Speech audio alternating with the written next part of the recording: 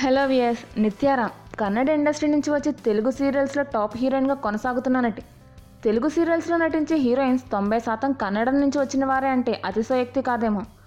కన్నడ తమిళ్లో క్రేజ్ తెచ్చుకున్న నిత్య ప్రభాకర్ నిర్మించిన ముద్దుబిడ్డ సీరియల్తో తెలుగువారికి పరిచయం అయింది. ఆ తర్వాత తెలుగులో టాప్ రేటింగ్తో కొనసాగుతున్న అమ్మనా కోడల సీరియల్లో నిత్య నటిస్తోంది.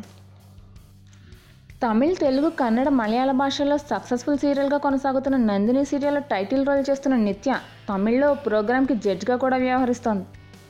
కన్నడంలో సినిమాలో నటించినప్పటికీ హీరోయిన్గా సక్సెస్ కాలేకపోయింది.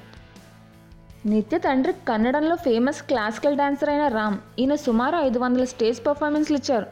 నిత్య చెల్లెలు రచితారామ్. రచిత సీరియల్స్తో కెరీర్ని స్టార్ట్ చేసి బుల్బుల్ అనే కన్నడ సినిమాతో హీరోయిన్గా నటించింది. ఈ సినిమా అక్కడ సూపర్ హిట్గా నిలిచింది. ఈ సినిమాతో క్రేజీ హీరోయిన్గా కన్నడంలో రచిత కొనసాగుతుంది.